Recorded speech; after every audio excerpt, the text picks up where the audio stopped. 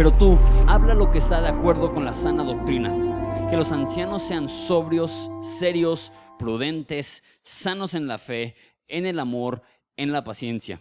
Las ancianas asimismo sean reverentes en su porte, no calumniadoras, no esclavas del vino, maestras del bien, que enseñen a las mujeres jóvenes a amar a sus maridos y a sus hijos, a ser prudentes, castas, cuidadosas de su casa, buenas, sujetas a sus maridos, para que la palabra de Dios no sea blasfemada.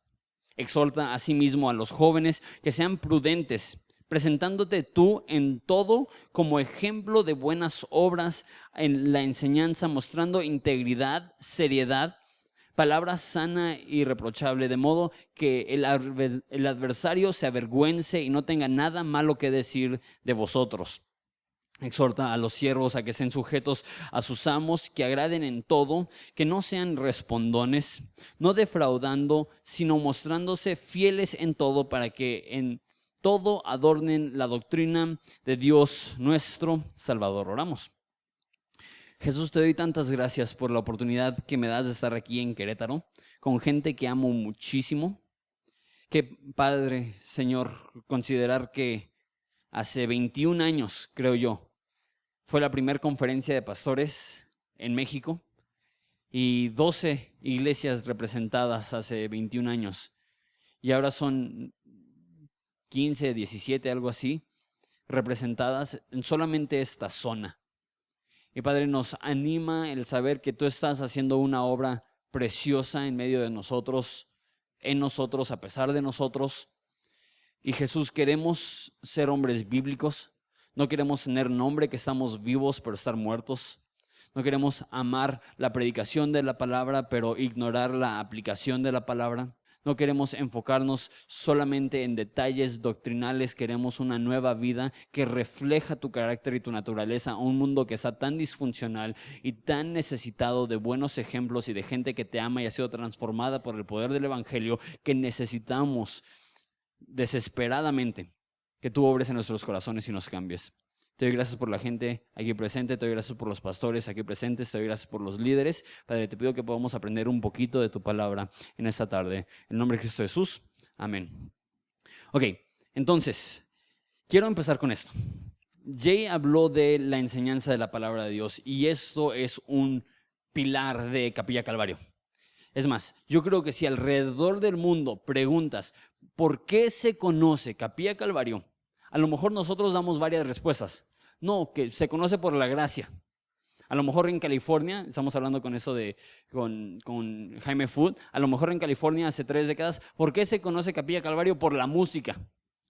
Podrían dar muchas respuestas, pero los que están fuera del movimiento, viendo hacia adentro, les preguntas ¿qué es lo más importante para los de Capilla Calvario? Y la gran mayoría de gente que nos conoce diría esto: la enseñanza de la palabra de Dios, y más en Latinoamérica donde hay tan poca enseñanza verso a verso. Entonces, es importantísima la enseñanza de la palabra de Dios, pero es importante que se haga de la manera adecuada. Hay tanta falta de doctrina y teología y de formación, vamos a llamarla intelectual, filosófica, doctrinal dentro de la iglesia, que muchos de nosotros como Capilla Calvario vemos ese déficit, eso que es deficiente, y muchas personas, y el error que cometemos muchas veces en Capilla Calvario es que dejamos que seamos llevados al otro extremo y ya no enseñamos cosas prácticas y ya no le estamos enseñando a nuestra iglesia cómo llevar su vida cotidiana, y solamente no, pues esta doctrina o esta teología o este sistema o este libro. Pero para citar lo que dijo Jay, cuando Pedro está con Jesús, le dice: apacienta mis ovejas. Y esa palabra apacienta es mucho más específica que alimenta. Eso es algo que mi papá ha dicho mucho. En Capilla Calvario tenemos el concepto erróneo que lo único que nos corresponde como pastores es enseñar la palabra de Dios de manera correcta. Una vez más, esto es vital. Es importante enseñar la palabra de Dios de manera correcta desde el púlpito. Pero apacentar es mucho más que solamente dar alimento. Apacentar habla de la obra de pastorear, de involucrarte en la vida de las ovejas. Y para usar el ejemplo de una oveja, no los llevas a pastos y los dejas. Si no has leído el libro de un pastor, mira el Salmo 23. Está increíble porque es un pastor literalmente de ovejas que te explica el Salmo 23 con un concepto de un granjero o lo que sea. Y él dice que las ovejas, si los dejas en el mismo lugar, siguen masticando y masticando y masticando al punto que se comen las raíces y que empiezan a morder el suelo y lo empiezan a convertir en lodo. Porque las ovejas no las puedes dejar, por eso dice que me guía a pastos verdes, que el buen pastor nos guía a través de su palabra a lugares donde podemos alimentarnos. Igual el pastor, debajo del pastor principal que es Jesús, el pastor titular de la iglesia, busca llevar a su iglesia no solamente a lugares donde pueden conocer más de la Biblia, sino vivir más de la Biblia. Es no solamente predicación, es aplicación, es lo que dice Mateo 28, que vayamos a todas las naciones y hagamos discípulos dándoles estudios bíblicos. ¿Es lo que dice? No, dice enseñándoles a observar. No es tanto como en un salón de clases. Es más, me encantó el concepto que manejó Quique y me quemó mucho de mi estudio. Es ese rollo de ser un mentor, de ser un líder, de invertir tu vida en la suya. Es el concepto, si sigues deportes, es como el entrenador, es como el coach, que no solamente está diciendo, así se juega fútbol, pero cuando están en la cancha dicen, no, es que tienes que plantar el pie así. No, es que tienes que girar tu cadera así. Si lo haces de esta manera, va a cambiar tu desempeño. De la misma forma, el pastor debe hacer esto. Hay muchos maestros, pocos padres. Eso es lo que dice Pablo en 1 Corintios, que muchos que quieren estar detrás de un púlpito y proclamar verdad, hay muy pocos que quieren sentarse con personas, individuos o grupos pequeños y decirles, ¿sabes qué? Tu matrimonio está bien mal. Antier, tuve una consejería con una pareja de personas que han estado sirviendo en la iglesia por un buen de tiempo. No sé si se va a subir esto, no quiero dar más detalles, pero un cuate, el esposo, tienen ni un año de casados, cayó en drogas después de mucho tiempo de caminar bien. Y hablando con ellos, y no fue una vez, fueron varias veces, y la esposa y yo rogándole con lágrimas, necesitas entrar a un centro de rehabilitación, y él diciendo, yo puedo. Y es la obra sucia. Es la parte no glamurosa. Estar en un púlpito y tener luces y que todos te vean y cámaras, acción y YouTube y Facebook y Twitter y seguidores y retweets. Y tú dices, ¿quién no va a querer ser pastor? Eso no es lo que significa ser pastor. Ser pastor significa alimentar, apacentar, es cuidar. Si ves el primer capítulo, hay repeticiones de instruir, de enseñar. Pero no está hablando una vez más de solamente conceptos, está hablando de llevar a alguien de la mano y llevarlos a la verdad. Hay ese contraste. Capítulo 2 empieza con, pero tú habla lo que está de acuerdo con la sana doctrina. Es el contraste que ya mencionó Jay, que hay falsos maestros. ¿Y qué es lo que hacemos nosotros ante los falsos maestros? Callamos su boca, le ponemos bozal, como dijo Talín. Pero no es suficiente desenmascarar a los falsos profetas. Tú necesitas predicar la sana doctrina. Tú tienes que guiarlos por la luz de Cristo. Ya saben el ejemplo que en los bancos, la manera que saben cuáles son los billetes falsos no es estudiando un billete falso, sino que los banqueros pasan tanto tiempo con billetes auténticos que cuando están, ¿lo has visto? Están contando en el banco y de repente, así, un chorro. Ese es falso. ¿Cómo supiste? De tantas horas y días y meses y años de tocar lo real, lo falso, se nota de inmediato. Entonces está diciendo, pero tú habla lo que está de acuerdo con la sana doctrina. Tú y yo escuchamos sana doctrina y ¿qué es lo que pensamos? Que no sea evangelio de prosperidad, que no anden pidiendo un chorro de dinero, que no haya inmoralidad dentro del liderazgo, que haya un buen cuerpo dentro de la iglesia, que se estén discipulando. Eso todo es sana doctrina. Pero sana doctrina no solamente significa eso. Sana doctrina no solamente tiene que ver con el modo de enseñanza, tiene que ver con el modo de conducta. Aquí la sana doctrina que le está pidiendo que enseñe es esto, mira, pero tú habla lo que está de acuerdo con la sana doctrina. ¿Qué es lo que está de acuerdo con la sana doctrina? que los ancianos sean sobrios, serios, prudentes, sanos en la fe, en el amor y la paciencia. ¿Qué es la sana doctrina? Que los ancianos se conduzcan de una manera correcta. Una sana doctrina inevitablemente resulta en una sana vida. Si no tienes una vida que refleja los estatutos divinos, lo que Dios nos pide, los mandamientos del amor, lo que necesitamos modificar no es solamente lo que creemos, sino tenemos que dejar que lo que creemos produzca en nosotros cómo vivimos.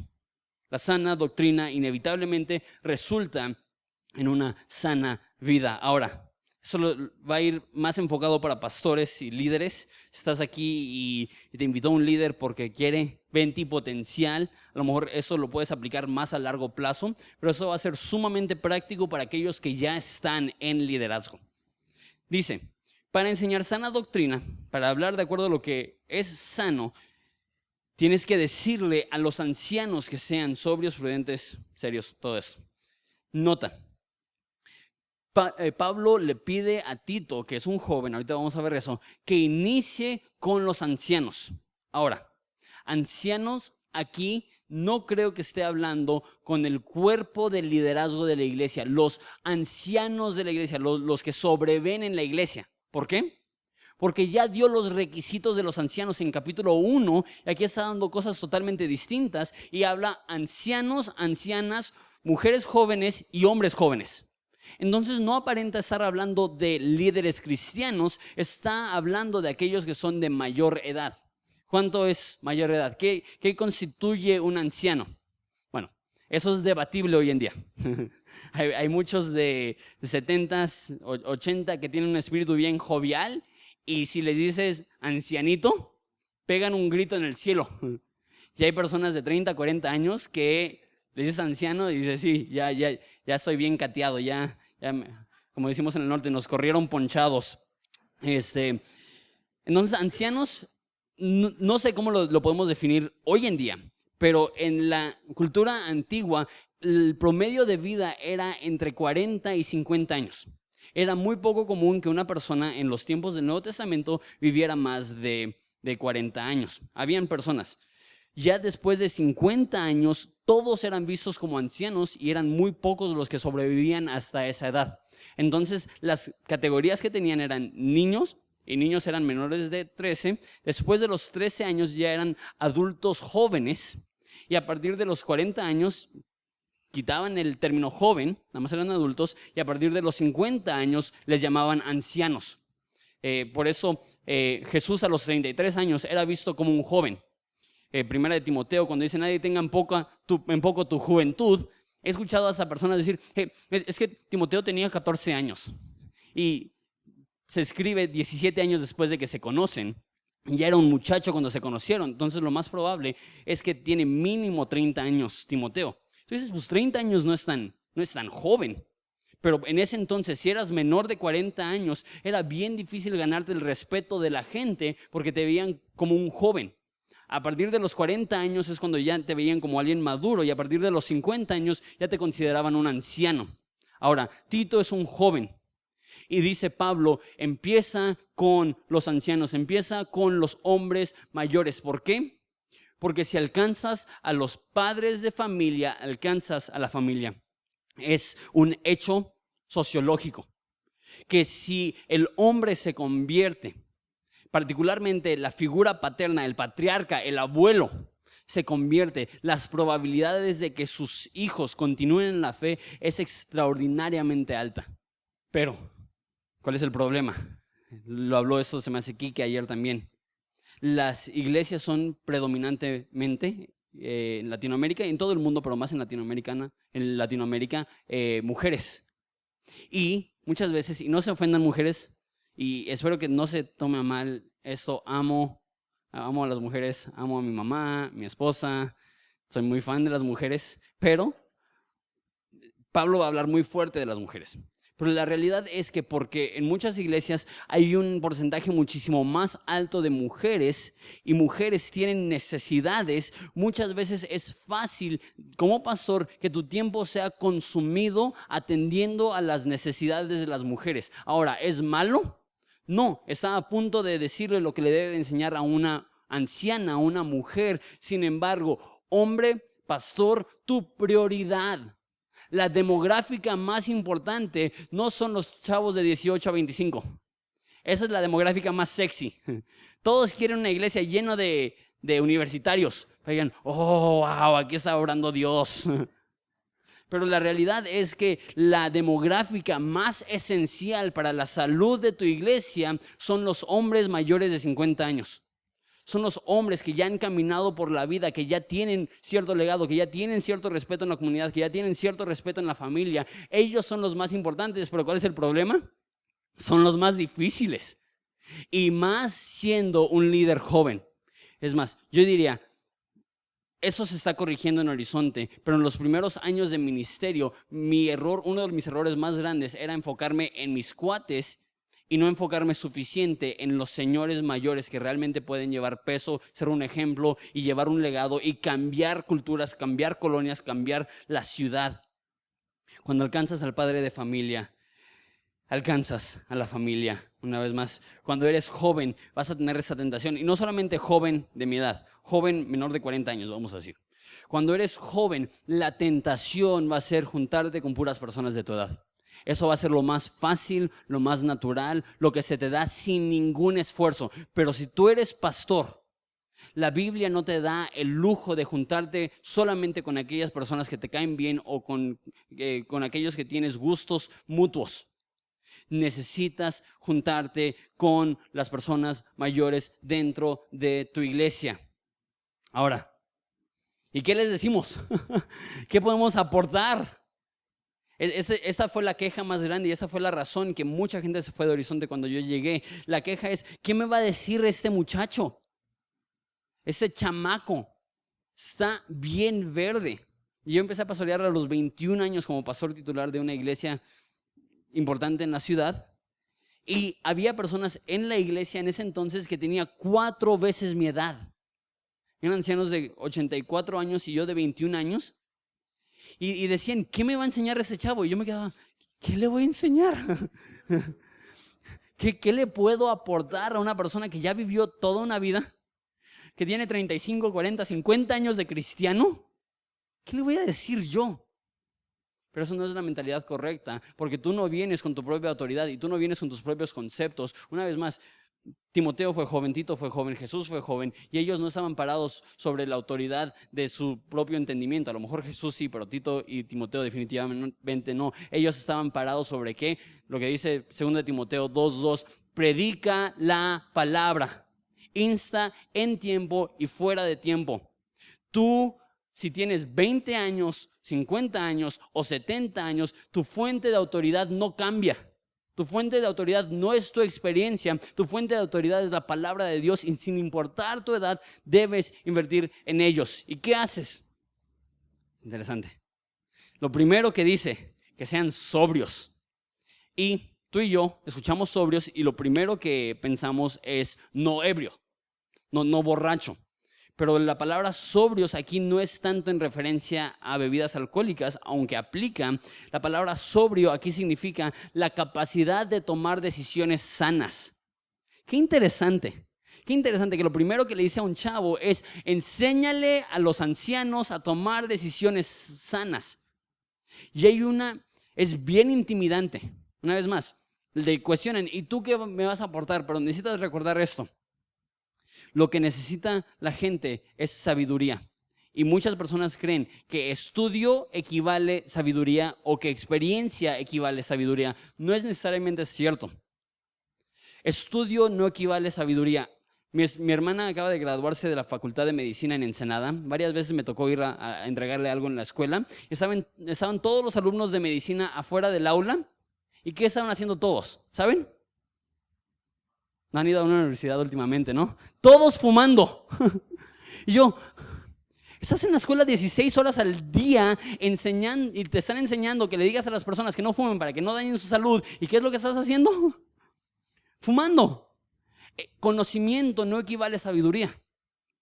Edad o experiencia no equivale a sabiduría. Hay muchos casinos en Ensenada, no sé cómo está el rollo aquí de casinos, pero hay muchos casinos en Ensenada. Y si pasas y ves a la gente saliendo, ¿quién está saliendo? La mayoría, señoras y señores mayores de 60 años. Digo, los de experiencia están tirando su dinero a la basura. Conocimiento no equivale a sabiduría. Experiencia no equivale a sabiduría. Necesitamos enseñarles con toda humildad. Eso no es algo que hacemos de manera prepotente. Eso no es algo que decimos, pues escucha porque yo soy sabio. Dice Pablo a Timoteo que exhortes a un hombre mayor como a un padre. No sé qué tipo de relación tienes con tu papá, pero yo, por respeto, hay ciertos tonos de voz que tomaría con un amigo. Hay ciertos tonos de voz, por ejemplo, que tomé antier con este cuate que está destruyendo su matrimonio. Le hablé fuerte. Hasta pena me dio tener a su esposa ahí diciéndole las cosas que estaba diciendo. Eso se puede decir entre colegas, pero a un hombre adulto, dice la Biblia, exhórtalo como un padre. Háblale con respeto. Enséñale a ser sobrio, a tomar decisiones sanas, a ser serio. Tú dices, ¿cómo va un chavo enseñarle a un adulto cómo ser serio? Normalmente es al revés. Los chavos son los que toman todo a la ligera, los bromistas, los pesados, y los adultos son los que son más serios.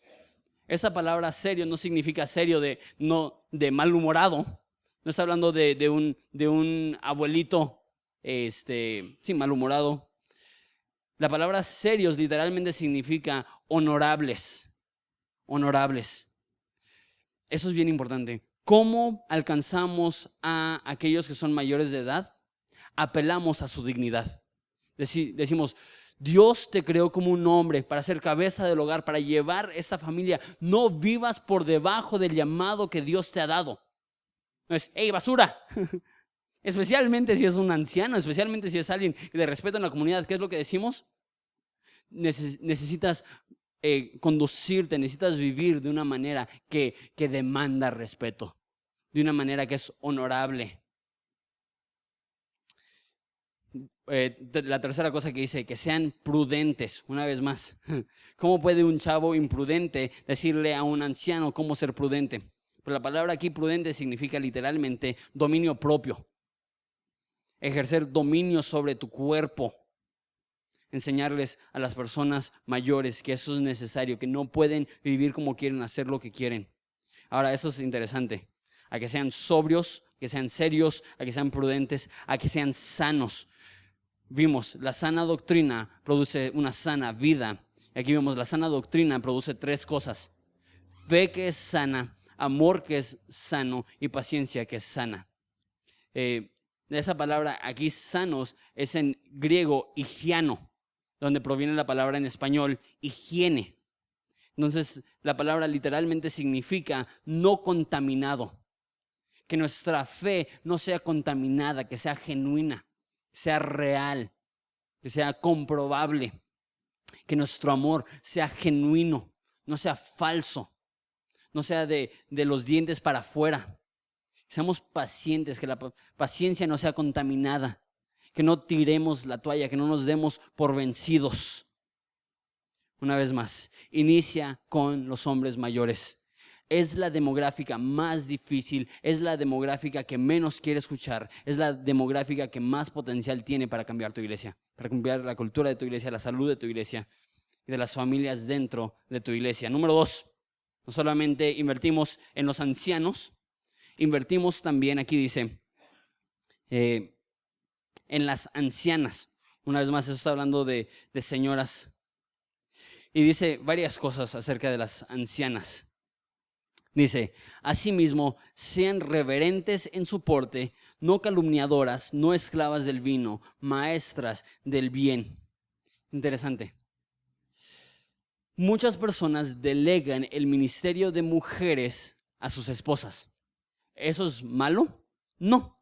Aquí dice, de hecho el versículo 4 va a decir que las mujeres deben enseñar a las mujeres jóvenes a amar a sus maridos y a sus hijos. Y definitivamente hay un rol importantísimo de que mujeres enseñen a mujeres. Pero hombres, estás instruyendo tú a las mujeres, principalmente a las mujeres que son mayores.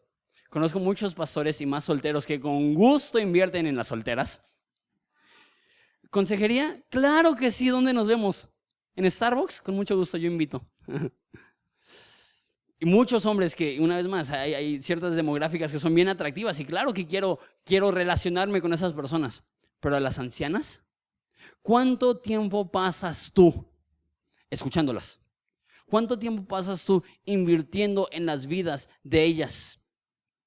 Muchas veces las personas más fieles son las personas más desatendidas. Pienso en señoras en Horizonte, y eso no estoy diciendo, y porque en Horizonte ya sabemos cómo, no, eso es una vez más, estoy hablando de errores propios.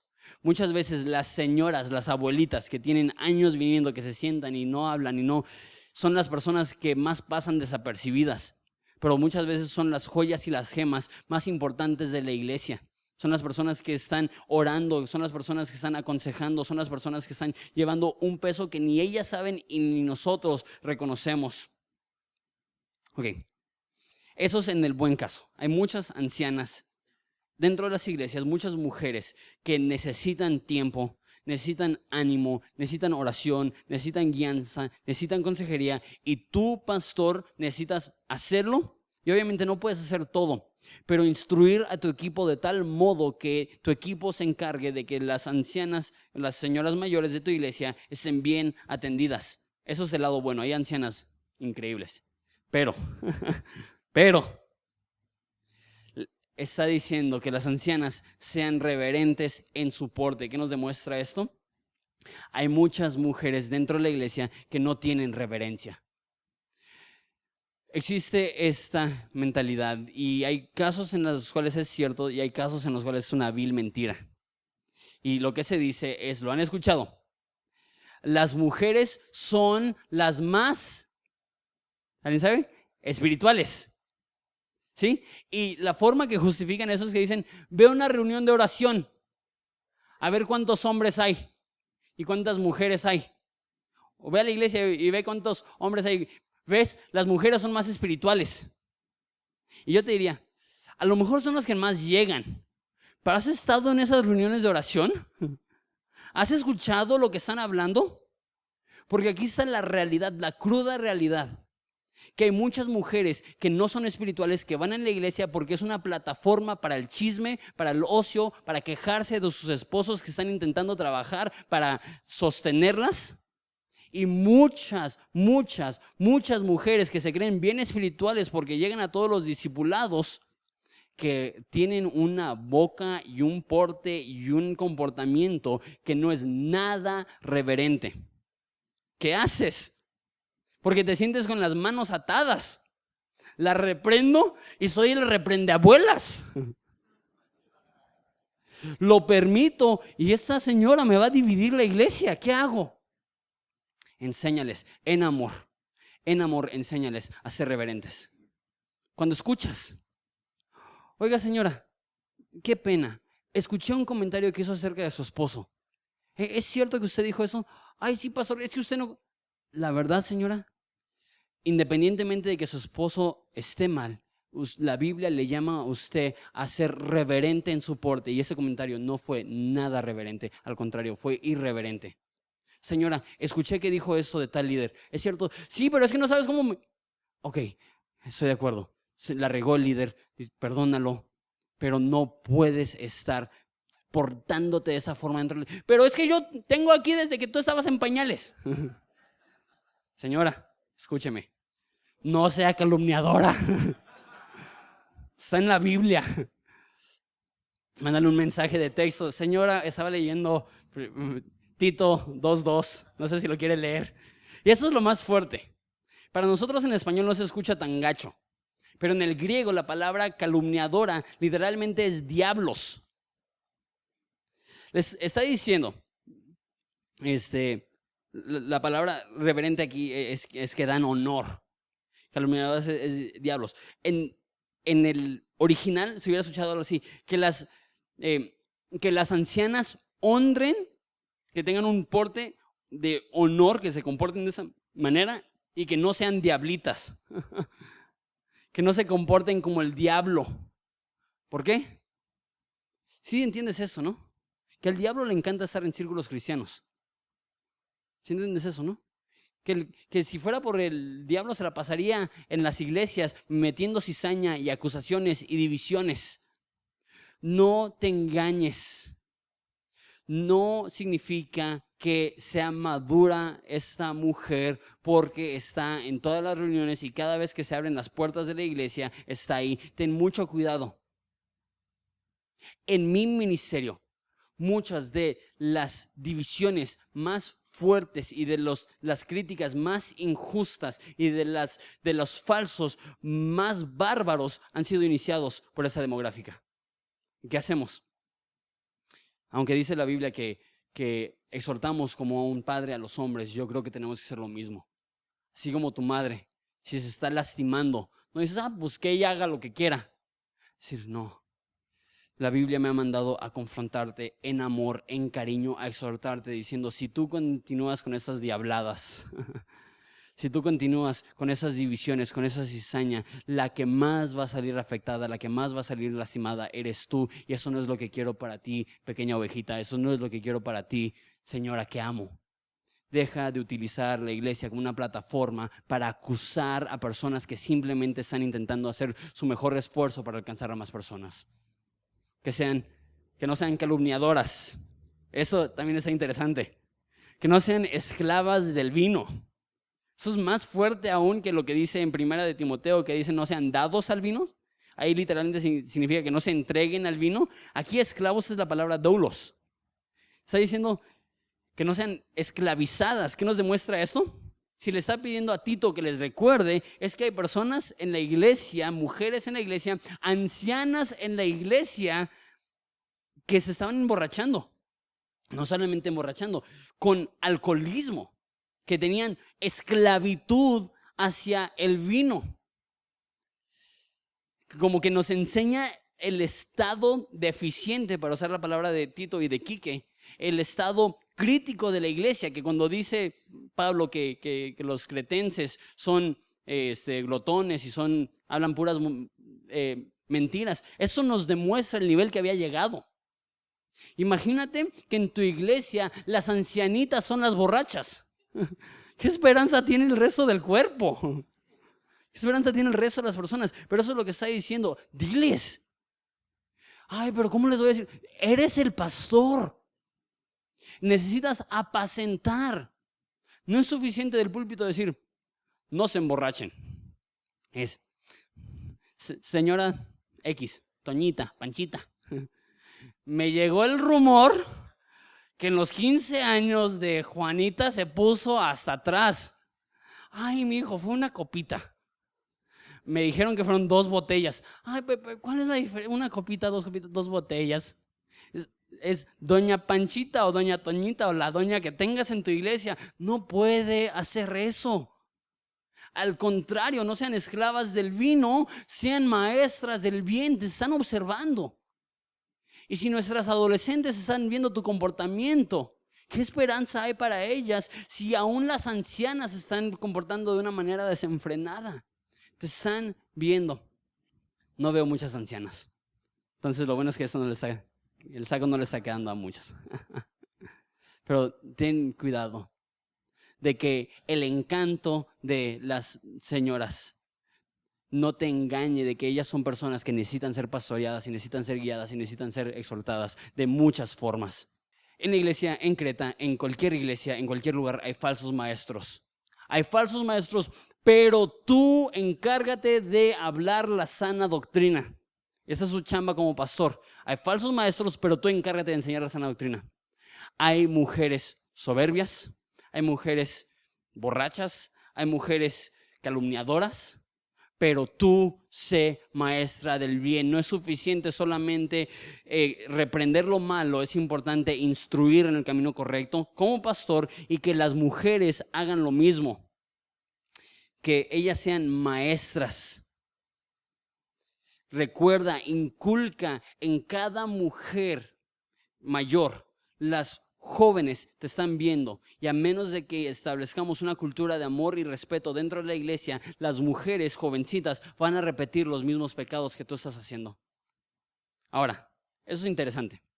Como pastor, Pablo encarga a Tito que vaya a los ancianos y personalmente les inculque la seriedad, el ser sobrios, todas estas cosas. Y le dice, personalmente, encárgate, ve con las ancianas y enséñales a no ser calumniadoras, a ser maestras del bien.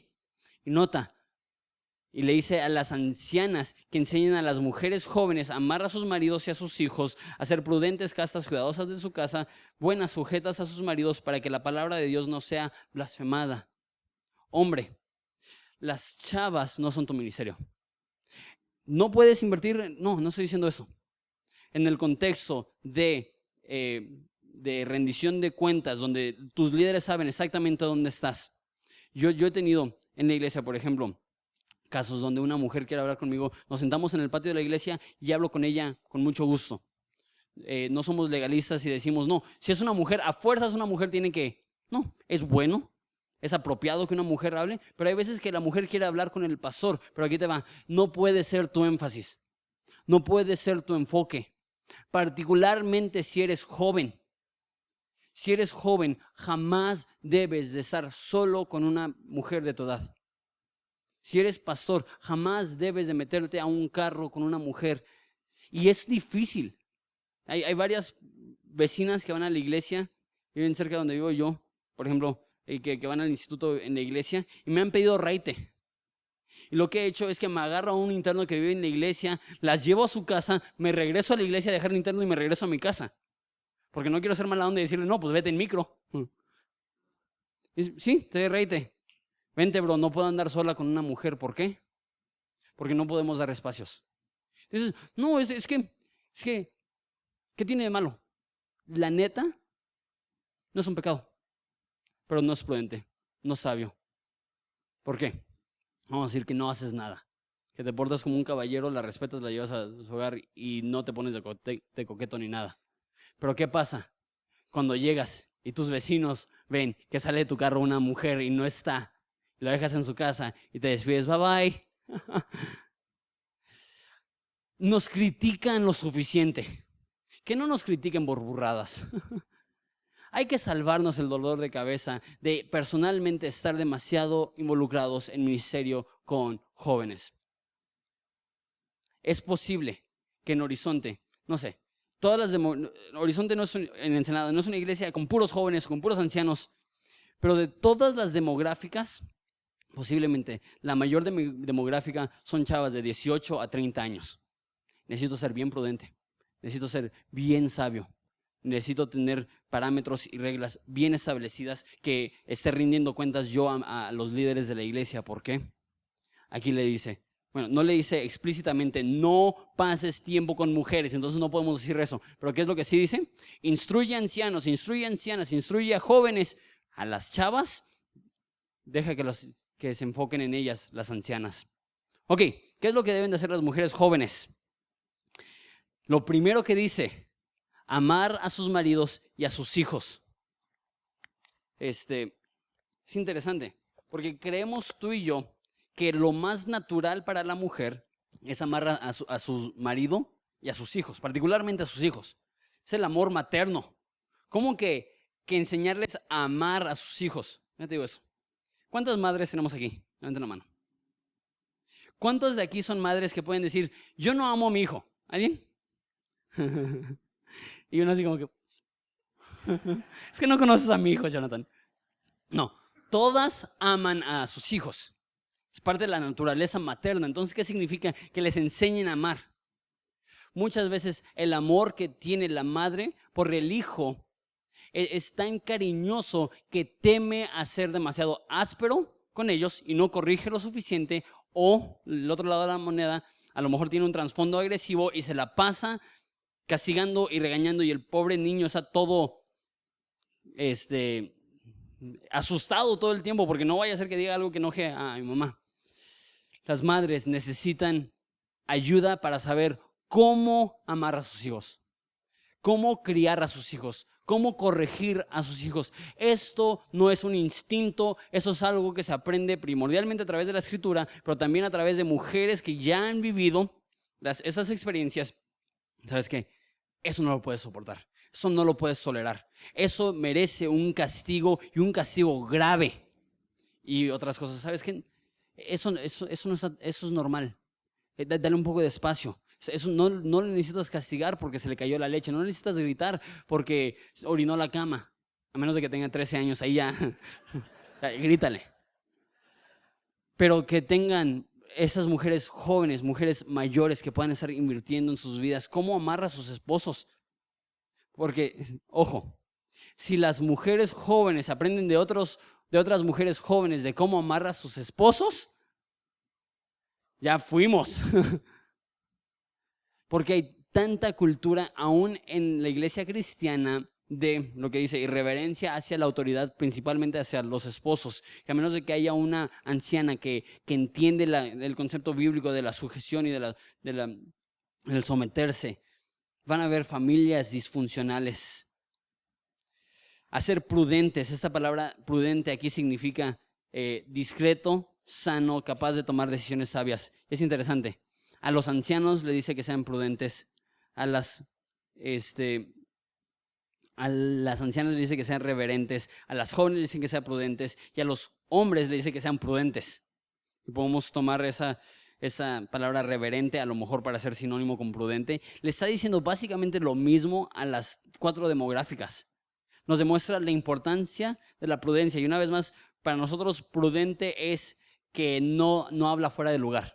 Para nosotros eso es prudencia, es mucho más que eso. Prudencia aquí es la capacidad de tomar decisiones sabias, que ellas puedan ayudar a las mujeres jóvenes a tomar decisiones correctas, sabias.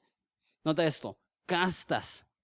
Casta aquí significa sexualmente puras o modestas, porque existe este mito que la tentación sexual es algo exclusivamente o más enfocado para los hombres. ¿Sabías tú que el 30% de los consumidores de pornografía son mujeres? ¿Sabías que mínimo en mi ciudad es más común que una mujer sea infiel en el matrimonio que un hombre sea infiel en el matrimonio? Porque tenemos esta idea, no, esto de impureza sexual, necesitamos darle duro a los hombres y ay, pobrecitas las mujeres víctimas de adulterio. Sí, las mujeres que son víctimas de adulterio, tenemos que orar por ellas, pero muchas veces ellas son las que están saliendo y adulterando. Necesitan personas que les enseñen a ser castas, modestas en su vestuario. Una vez más, maestras del bien, no regañonas. Hay una chava que tiene unos cuantos meses en Horizonte. De hecho, fue chistoso porque hablando de no andar solos con una mujer, vino Fermín Cuarto a enseñar en un evento que se llama Movimiento. Lo hicimos el año pasado, lo vamos a volver a hacer este año. Y después de la reunión del domingo, él iba a ir al aeropuerto y yo no podía llevarlo porque el evento iba a continuar y no podía ir hasta Tijuana y regresar.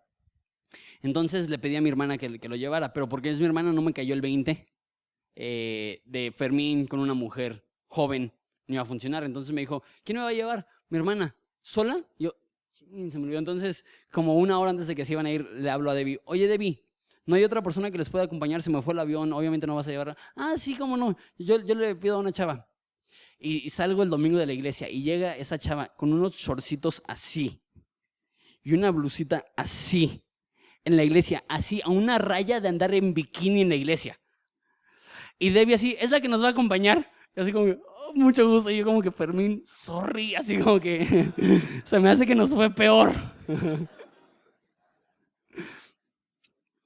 Sí, un nivel en su forma de decir, no sé si inmodestia es palabra, pero no era lo opuesto a modestia. Y yo así como, ¿qué hizo Debbie? Y ella llegó a la iglesia, eso fue hace 6 meses. Y desde entonces no ha faltado. No era cristiana, ahorita ya se considera cristiana, todavía no se bautiza, pero ya está en ese proceso. No tienes idea cuántas mujeres llegaron y me dijeron, Está bien que se vista así porque fue un proceso, no fue de la noche a la mañana y con una rabia. Digo, si tú hablas con ella de esa forma, se va a ir. Necesitas llegar y decirles, ¿sabes qué? ¿Ves a todos esos hombres? Quieren ver al líder de alabanza y quieren ver al pastor, pero no están viendo al pastor. Tienen una distracción. Vamos a eliminar esa distracción, vamos a eliminar esa tentación. No te estoy pidiendo que te vistas como monja, pero sí puedes vestirte de una manera que no revela tanto. Y, una vez más, a través de ese tipo de conversaciones con ella, ves cómo se viste ahora y no se viste como monja, pero nada que ver con cómo llegó. Y es este proceso. Ser castas no solamente es ser puras en el aspecto de no tener relaciones sexuales, también habla de ser modestas en su porte, modestas en su vestuario, también modestas en su comportamiento, no coquetas. Hay muchas mujeres muy coquetas y es un problema. Muchas mujeres que son muy amiguis con hombres y los ves cómo se comportan y digo, si alguien me hablara así, Evelyn se pondría roja del coraje. Porque eso no es amistad, eso es coqueta. Eso está a una raya de seducir. Y no, es que somos amigos. Es como que, no. Que las mujeres mayores le enseñen a las mujeres a ser castas, a no ser coquetas con hombres, a sujetarse a sus maridos. Una vez más, si mujeres siguen consejos de mujeres de su propia edad, ese es el último consejo que le van a dar. Pero muchas veces mujeres mayores, sabias, pueden enseñarles la manera de estar sujetas a sus maridos para que la palabra de Dios no sea blasfemada. Cuando no hay santidad en tu conducta, no hay credibilidad en tu testimonio. Cuando tú sí, hay bien cristiana, pero no eres reverente, no eres casta, no eres respetuosa, no amas ni respetas a tu marido, las personas van a ver, uy, sí, qué cristiana. Y la palabra de Dios va a ser blasfemada. Van a decir, tú Dios no es grande. ¿Por qué? Porque tú bien cristianota estás peor que todas nosotros, que todas nosotras. Cuando no hay santidad en tu conducta, no hay credibilidad en tu testimonio. Y la contraparte de eso es que cuando hay santidad en tu vida, hay un extra énfasis en tus palabras que cuando las personas escuchan dicen, esa persona está realmente viviendo lo que predica. Verso 6. Exhorta a sí mismo a los jóvenes. Entonces ahora está yendo a los de su edad. ¿A qué? A que sean prudentes, una vez más, que sepan tomar decisiones sabias. Están viendo esa repetición, están viendo este énfasis. No se trata solamente de creer lo correcto, sino de hacer lo correcto. No se trata solamente de tener una teología sistemática impecable. Se trata de tener una vida, ¿cuál es la palabra que usa? Irreprensible. Que sean prudentes, presentándote tú en todo como maestro, enseñándole todos los detalles de la Biblia. ¿Es lo que dice? Es importante la enseñanza, pero dice que seas un ejemplo de buenas obras en la enseñanza. Es lo que estaba hablando con Kike hace rato, que hay muchos pastores que predican y dices, wow, fuego y unción, bro. Pero los ves abajo del púlpito y tú dices, si mi hijo se porta como él, fracasé como padre. Muchas personas que del púlpito hablan tan bonito y bajan y dicen, ¿con esa misma boca predicas? Que tu predicación sea congruente con tu conducta. Muchos dicen esto, tienes que practicar lo que predicas. Yo creo que eso está equivocado. Yo creo que tienes que predicar lo que practicas. No es, ok, ya lo dije y a ver si lo hago. No, estoy enseñando eso porque es una convicción y no estoy hablando de perfección. Ya lo dije varias veces, que esto no describe perfectamente Horizonte. Hay muchas áreas de inconsistencia donde no estamos viviendo esto como debemos. Pero no nos presentamos como los sabelotodos, que si solamente sabes lo que yo sé y vives como yo vivo, tú estarías bien. No. Es decir, es ser un ejemplo en las buenas obras. Es decir, le estoy echando ganas. Como dice Pablo, sígueme a mí mientras sigo a Cristo. Ejemplo en las buenas obras y en la enseñanza, mostrando integridad. La palabra integridad aquí me gusta, dice, es no corrupto o no desperdiciado. Si conocen a alguien que se llama John Piper, tiene un énfasis bien grande en eso para los jóvenes. No desperdicies tu vida. Y eso es todo lo que está diciendo. Le está diciendo, ¿eres joven? Enséñale a otros jóvenes con tu ejemplo lo que es una vida que está siendo de provecho. Eso es una de las bendiciones más grandes de ser pastor joven.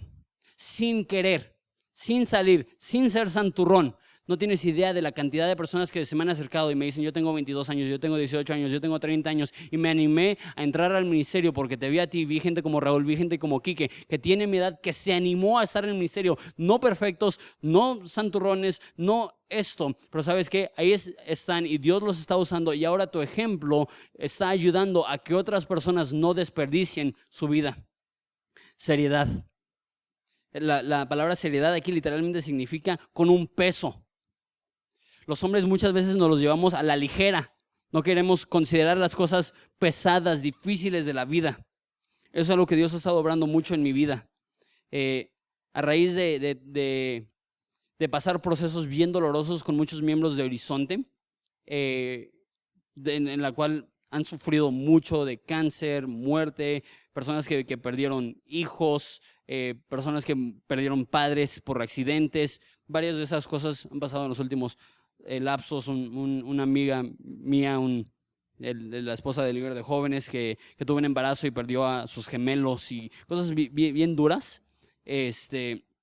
Como que de repente te ayudan como joven a darle seriedad a la vida, a darle peso a las situaciones. Hace 3 meses Evelyn perdió un embarazo. Fue muy temprano en el embarazo, pero independientemente algo así es duro y te recuerda. Eso es lo que están pasando muchas personas. Necesitamos como jóvenes no ser puro relajo, pura diversión. No le está diciendo sean unos amargados. Está diciendo aprendan a darle la seriedad a las situaciones que se necesitan. Palabra sana y reprochable, de modo que el adversario se avergüence, el diablo no tenga nada malo que decir de vosotros, que vivamos irreprensibles. Eso tiene que ver, 1, con nuestra conducta, 2, con nuestra posición teológica. Nuestra conducta, vivimos de tal modo que somos irreprensibles. Y 2, lo que dice en Romanos, ¿quién condenará a los elegidos de Dios? Es Dios el que justifica. Entonces, cuando estamos viviendo en fe, y tenemos sana doctrina y tenemos sana conducta y tenemos sana fe, Jesús nos justifica y el enemigo, el adversario, llega al Padre para acusarnos. Y Dios dice, ¿quién acusará a los elegidos de Dios? Es Dios el que justifica. Si alguno peca, tenemos abogado para con el Padre, Jesucristo el justo. No tenemos que avergonzarnos. Me encanta lo que dice en Primera de Juan, que dice que cuando Él venga no tengamos que alejarnos de Él en vergüenza. Por último, ya hablamos de los ancianos, hablamos de las ancianas, hablamos de las mujeres jóvenes, de los hombres jóvenes, y ahora va a hablar de los siervos. Exhorta a los siervos a que se sujeten a sus amos, que agraden en todo, no sean respondones. Muchas personas dicen, sí, eso está hablando de la relación empleado con su patrón. Y no, eso no es un empleado. Esa es una persona que si no se porta bien, le dan latigazos. Es una persona que no tiene pertenencias. Es una persona que es tratado como propiedad. Cuando vemos esto, sí podemos hablar del trabajo, pero la aplicación primordial no es el trabajo. La aplicación primordial es las injusticias de la vida.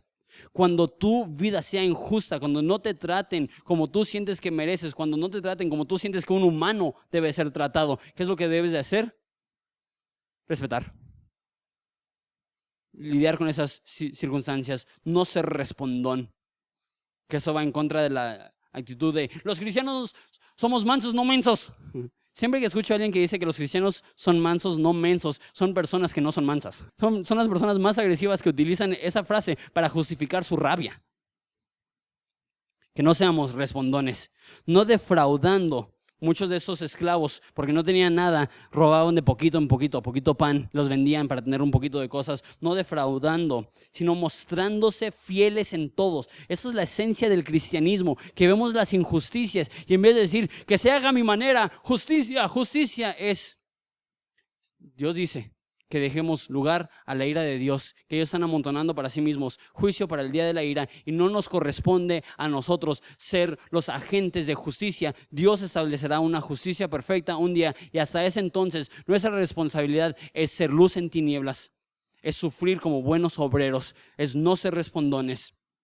no defraudar y ser fieles aún a aquellos que nos lastiman, para que en todo adornen la doctrina de Dios nuestro Salvador.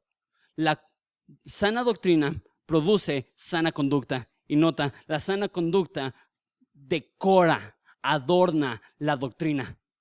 Sabes que una doctrina está siendo eficiente, está siendo eficaz cuando en tu vida está siendo adornada. ¿Y cómo le hiciste para ser un buen esposo? No sé. Pero la realidad, desde que empecé a creer que la esposa de Cristo es la iglesia, y así como Cristo dio su vida por la iglesia, así yo tengo que dar mi vida por mi esposa, todo ha cambiado. Y dices, órale, doctrina con resultado. No son conceptos ambiguos, es una transformación real. No son predicaciones vacías, es encomendar a la palabra de Dios que es poderosa para sobreedificarnos en la fe. Una doctrina sana adorna la doctrina de Dios. Termino con esto. ¿A quiénes les estás enseñando tú a vivir bíblicamente? No estoy hablando solamente de un estudio bíblico. ¿A quiénes les estás instruyendo de cómo, vivir una vida bíblica? Si a nadie, es un buen momento para cambiar eso. Son pocos, es un buen momento para afirmarlo. Si tú eres el único y tus líderes no lo están haciendo, es momento de hablar con ellos y decir, mira, eso es lo que dice Tito 2, eso es lo que tenemos que tener en nuestra iglesia, una cultura en la cual los hombres son retados, las ancianas son retadas, las jovencitas son retadas, los jóvenes son retados y aquellos que están viviendo en injusticias son confortados con la realidad que Dios tiene todo bajo control y que podemos ser ejemplos de lo que significa tener sana doctrina. ¿A quién le estás enseñando cómo vivir bíblicamente? Nos ponemos de pie y oramos. Padre, te doy tantas gracias. La verdad es que mi ADN es que yo soy doctrinal. Me gusta la enseñanza, a mí me gustan los conceptos, a mí me gustan los diagramas y los bosquejos y el idioma original y los comentarios y la historia y eso se me facilita. No se me facilita hablar con un anciano y enseñarle cómo ser prudente. Hablar con una anciana y enseñarle cómo ser respetuosa. Hablar con una anciana y enseñarle cómo ser maestra del bien para las jovencitas. Hablar con un joven y enseñarles a ser serio. Eso no se me da. Y yo creo que hay muchos dentro de nuestro movimiento que estamos en la misma situación. Entonces, Jesús, te pido que a través del poder del Espíritu Santo nos transformes más a tu imagen, porque Jesús sí era así. Jesús sí tomó a sus discípulos y dijo, síganme, y yo les haré pescadores de hombres. Ayúdanos a hacer lo mismo, a tomar a las personas de la iglesia y decir, síganme. Y a través de la gracia de Dios, a través del Espíritu Santo, a través de este discipulado, serán pescadores de hombres. Ayúdanos a ser transformados de esta forma. Te amamos, Jesús. Es en tu nombre precioso. Pedimos esto. Amén.